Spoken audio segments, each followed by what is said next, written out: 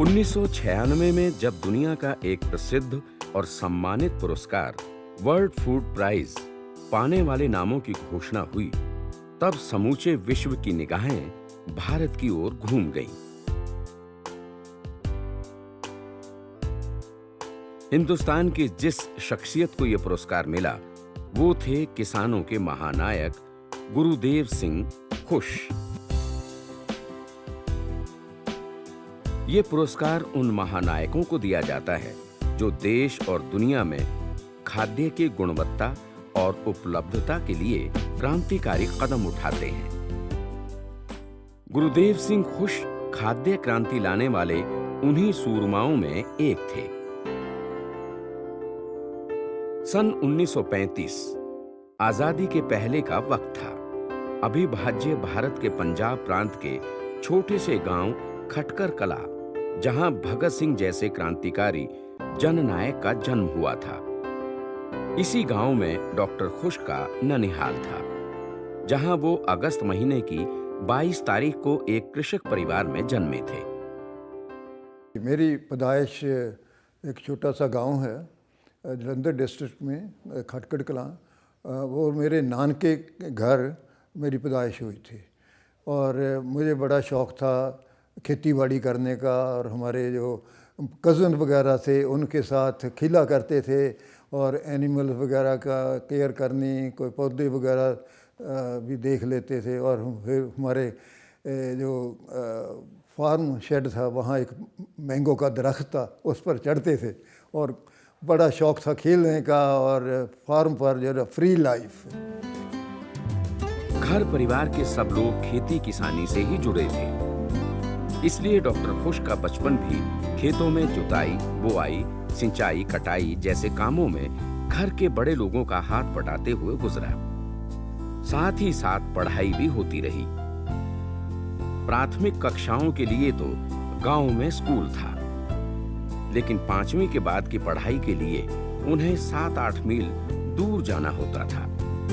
इस तरह मैट्रिक तक की पढ़ाई पूरी करने के बाद अब सवाल खड़ा हुआ कि आगे क्या किया जाए। डॉक्टर खुश के पिता श्री करतार सिंह गांव के पहले ऐसे व्यक्ति थे जिन्होंने हाई स्कूल तक की पढ़ाई पूरी की थी। उन्होंने ही गुरुदेव सिंह को आगे की पढ़ाई के लिए खेती के विज्ञान को चुनने की सलाह दी। फादर थे, मेरा डिफरेंट गांव था, रुड़की गांव है वहाँ फगवाड़ा के साथ, तो उन्होंने मुझे अपने विलेज में ले आए और स्कूल भेजना शुरू किया। तो मुझे स्कूल जाने का कोई शौक़ नहीं था, क्योंकि वो फार्म की जो फ्री लाइफ होती है ना, तो आई एंजॉयड दैट। तो 2-4 दफ़ा उन्होंने मेरी ग्रैंड मदर ने स्कूल पर ले जाते थे, तो वो अभी घर नहीं पहुँचे, मैं दूसरी तरफ से पहले घर आ जाता था। तो बस ये 4-5 साल 6 साल इसी तरह ही निकल गए और फिर मुझे काफ़ी शौक़ हो गया। पता नहीं एकदम मैंने शुरू कर दिया पढ़ना, और पढ़ने के लिए भी इतना ज़्यादा शौक़ हुआ कि मुझे हमेशा की ख्वाहिश थी कि मैं क्लास के ऊपर सबसे ज़्यादा नंबर लेकर पास हूँ। तो वहाँ गांव के स्कूल थे, सिर्फ प्राइमरी स्कूल। वहाँ मैं 4 साल की जो पहली प्राइमरी स्कूल है ना, वहाँ अपने गांव में ख़त्म किया। उसके बाद मैं एक हाई स्कूल था कोई 7-8 मील हमारे गांव से, वहाँ दाखिला लिया 5th ग्रेड का, और मैंने वहाँ तक मैट्रिक की वहाँ से। और मैट्रिक में तो आपको याद है कि आपको पता होगा कि इंग्लिश शुरू करते हैं 4th ग्रेड 5th ग्रेड, और उसके बाद क्योंकि ये पहले पार्टीशन से पहले थे ना, तो उर्दू हमें पढ़ाने का ज़्यादा ही था, और वो जितने भी दूसरे सब्जेक्ट भी हैं बजाय इंग्लिश को, तमाम उर्दू में ही थे। और वहाँ से मैंने 1951 में मैट्रिक की, और मैट्रिक के बाद सोच रहे थे कि किस कॉलेज में जाना चाहिए। मेरे फादर को शौक़ था एग्रीकल्चर का, तो उन्होंने मैंने गवर्नमेंट एग्रीकल्चर कॉलेज लुधियाना में दाखिला करवा दिया। डॉक्टर खुश शुरुआत से ही एक मेधावी छात्र थे। स्कूली जीवन से ही गुरुदेव सिंह ने एक अच्छे छात्र होने का परिचय देना शुरू कर दिया था। उनकी ये प्रतिभा आगे चलकर और भी ज्यादा निखरती चली गई। 1955 में उन्हें कृषि कॉलेज का सर्वश्रेष्ठ विद्यार्थी घोषित किया गया। 1955 में मैंने वहाँ से बीएससी एग्रीकल्चर की। उसके बाद मुझे शौक़ था कि बाहर जाना है और वहाँ से हायर एजुकेशन लेनी है। तो हमारा मेरे फादर का एक दोस्त था, वो कनाडा में सेटल हुए थे। तो उन्हें हमारे जो ब्रिटिश कोलंबिया यूनिवर्सिटी है ना, वहाँ से मुझे एमएससी के लिए दाखला लेकर सर्टिफिकेट एंट्रेंस का जो था वो भेज दिया, और उसके अलावा स्पॉन्सरशिप ले लिया, उन्होंने मुझे भेज दिया। तो जब मैंने कनाडा का वीज़ा लेने के लिए अप्लाई किया तो उन्होंने मुझे रिफ्यूज़ कर दिया। उस वक्त कनाडा में वो ज़्यादा इमिग्रेशन नहीं होने देते थे, क्योंकि उनको डर था कि बीएससी एमएससी करने के बाद यहाँ ही सेटल हो जाएंगे। तो उनकी गवर्नमेंट की पॉलिसी थी अप टू 1972, बड़ी रिस्ट्रिक्टिव पॉलिसी थी। तो मेरे नेचुरली आई वाज डिसअपॉइंटेड। गुरुदेव सिंह ने एमएससी करने के लिए कैलिफोर्निया विश्वविद्यालय को चुना। एमएससी में शानदार प्रदर्शन की वजह से उन्हें यूनिवर्सिटी की तरफ से उन्हें सीधे पीएचडी करने का न्योता मिल गया।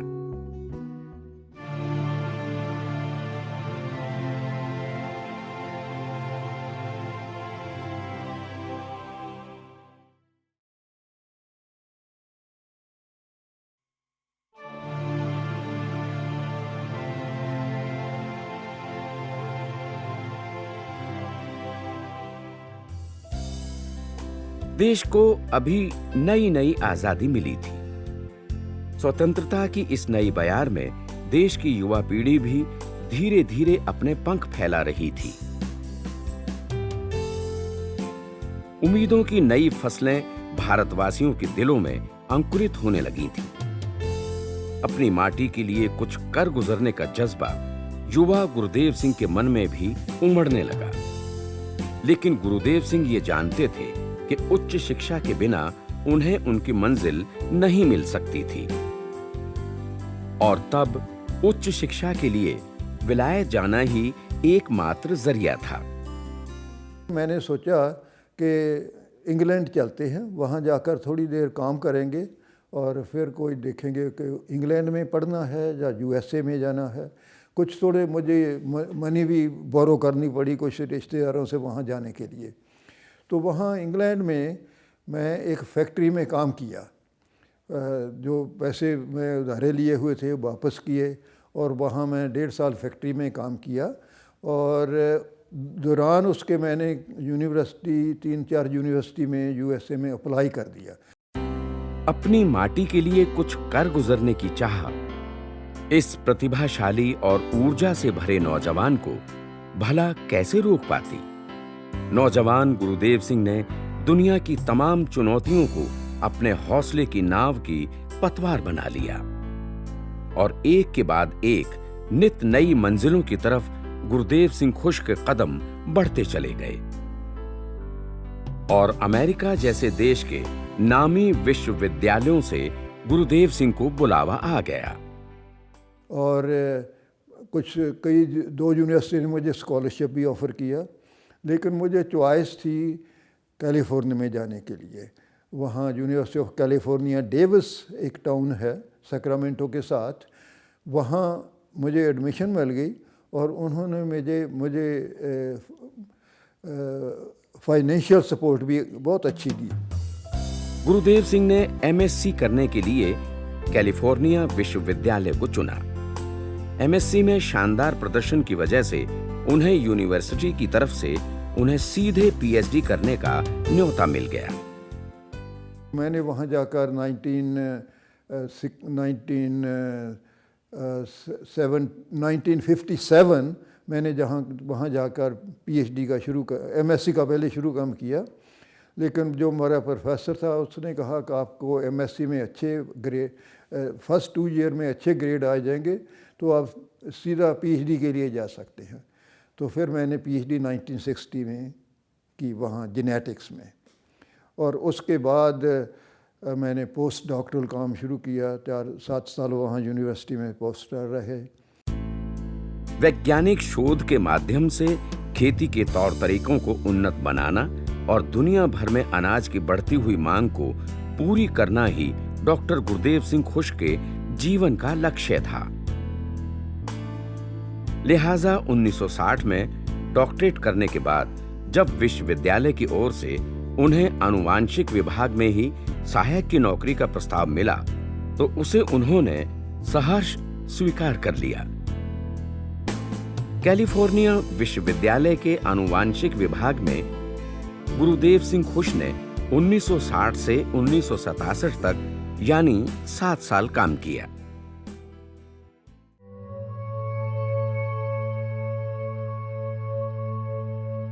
उन्नीस सौ 60 का दशक ये वो दौर था जब तेजी से बढ़ती हुई जनसंख्या की वजह से पूरी दुनिया में अनाज की मांग बढ़ रही थी। ज्यादातर देश अनाज की कमी से जूझ रहे थे। ऐसे वक्त में बढ़ती हुई आबादी की भूख मिटाने के लिए खाद्यान्नों की पैदावार में भारी बढ़ोतरी की दरकार थी। भारत जैसे विकासशील देश में तो खाद्यान्न की कमी जीने मरने का सवाल बन चुकी थी। इसी दौरान डॉक्टर खुश के जीवन में एक बड़ा महत्वपूर्ण मोड़ आया। उन्हें फिलीपींस स्थित विश्व प्रसिद्ध संस्थान अंतर्राष्ट्रीय चावल अनुसंधान संस्थान यानी IRRI से पादप प्रजनक के रूप में काम करने का बुलावा आया। मैं इंटरनेशनल राइस रिसर्च इंस्टीट्यूट है जो मनीला में, वहाँ आकर नौकरी शुरू कर दी 1967 में।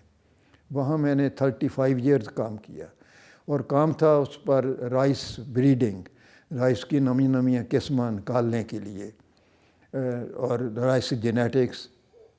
उस पर मैं 35 साल तकरीबन मेरी सर्विस थी इंटरनेशनल राइस रिसर्च इंस्टीट्यूट में, और हमने वहाँ कोई 300 के करीब राइस की किस्में बनाइयाँ और सारी दुनिया में जहाँ भी राइस होता है वहाँ बेच दिए, डिस्ट्रीब्यूट कर दिया।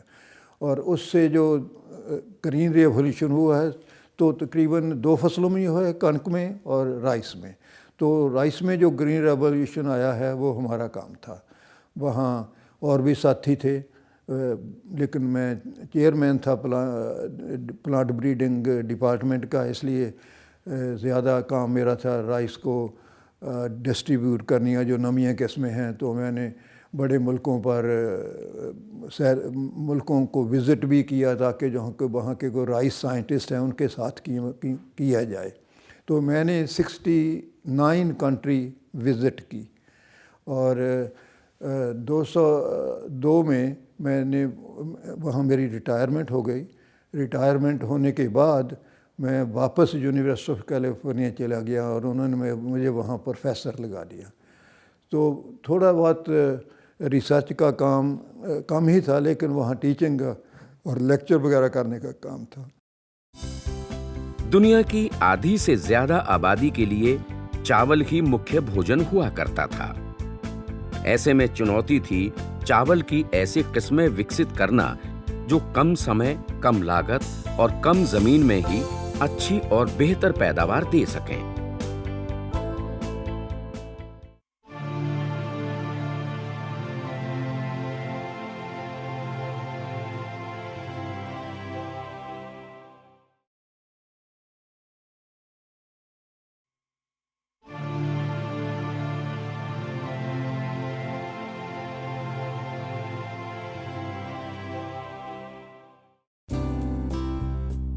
दुनिया की आधी से ज्यादा आबादी के लिए चावल ही मुख्य भोजन हुआ करता था। ऐसे में चुनौती थी चावल की ऐसी किस्में विकसित करना जो कम समय, कम लागत और कम जमीन में ही अच्छी और बेहतर पैदावार दे सकें। चावल अनुसंधान संस्थान में डॉक्टर गुरदेव सिंह खुश और उनकी टीम ने इस बड़ी जिम्मेदारी को पूरा करने का बीड़ा उठाया। I had the opportunity to work with Dr. Khush at the International Rice Research Institute in Philippines. So I worked with him for more than 15 or 18 years. And during my stay with Dr. Khush, I learned so much from him, and I knew about Dr. Khush earlier also because he has been a very famous cytogeneticist by profession, and that was also my subject for PhD. So I am scientifically quite familiar with his work. Dr. Khush indeed is an outstanding scientist. He's also PAU alumnus, and we are proud of him. After finishing his BSc from PAU in 1955, he went to the University of California, Davis in US, which is one of the very famous institute in plant genetics, and he did PhD from there.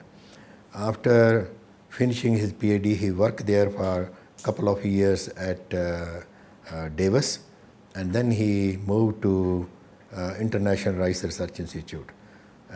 Dr. Khush worked at IRI, or International Rice Research Institute, for more than about 35 years. And during these 35 years, he did an outstanding research in rice. And he is a world-renowned rice breeder and a geneticist. During his leadership, while working at IRI, he developed more than 300 rice varieties, which are grown on 60% of the world rice land area. ये वो दौर था जब दुनिया भर में भुखमरी और अकाल की भविष्यवाणियां हो रही थीं।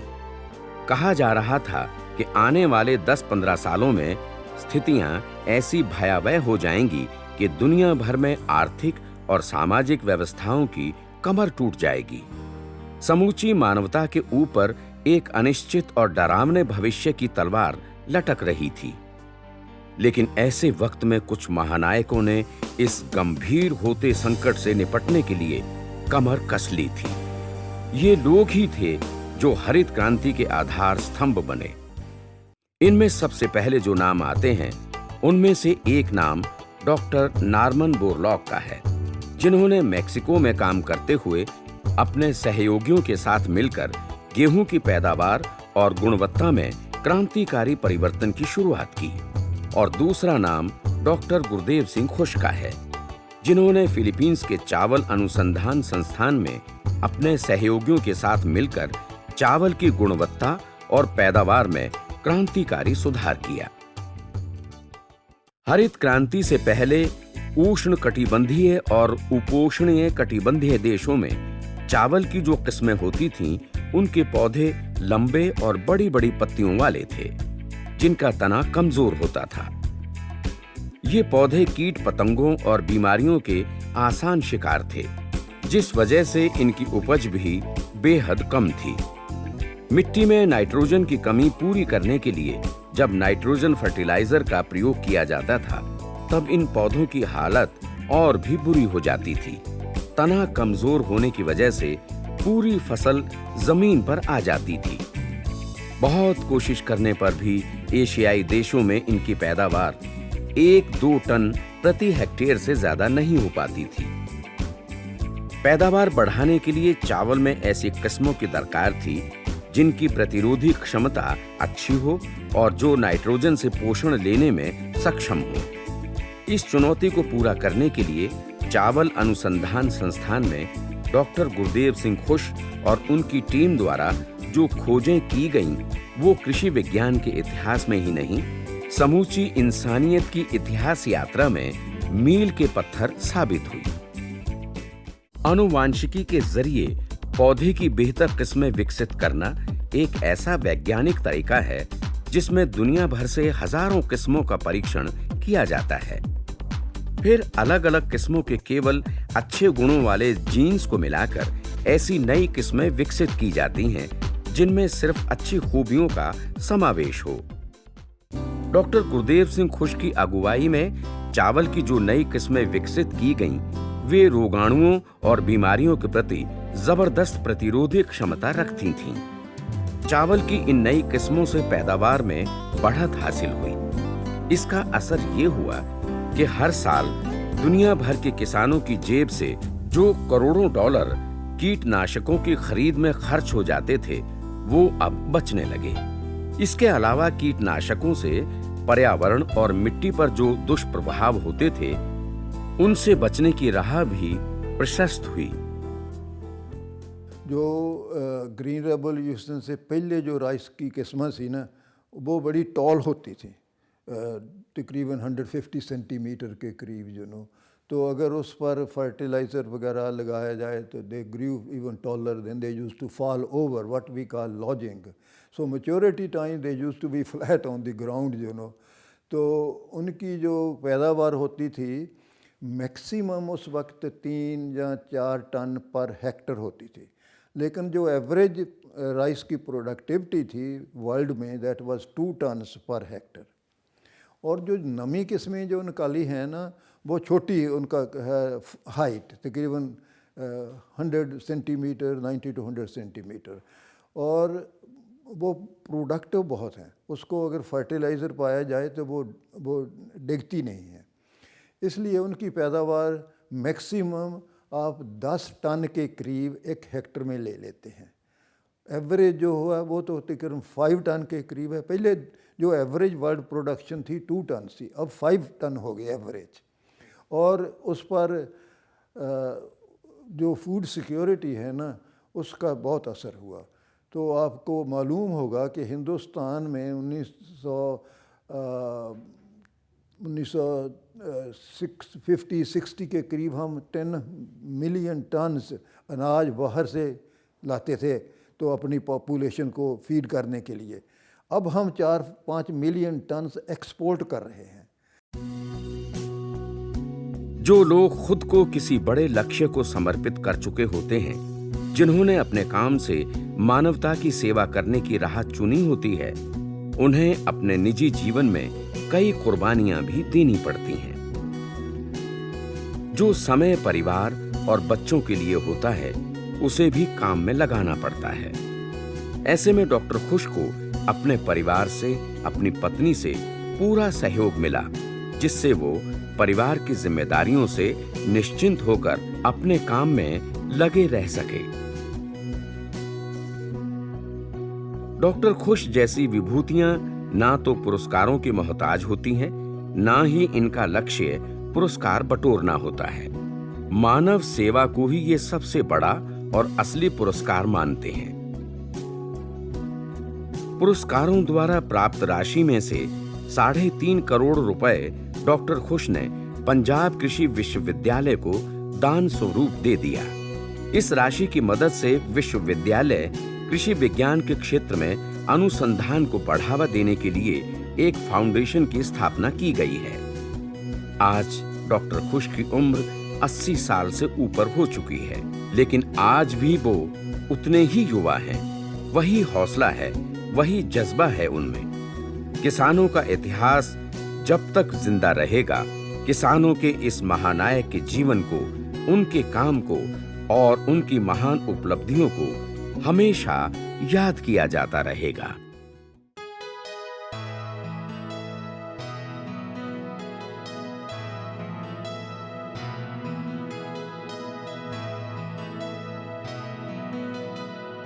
जो जमीन बंजर थी, उसे अपने प्रयासों से हरा भरा कर दिया। पेड़ भी 1-2 नहीं, लाखों की तादाद में। अपनी जिंदगी जंगलों के लिए लगा दी। उनके संरक्षण के लिए न्यौछावर कर दी येलप्पा रेड्डी ने।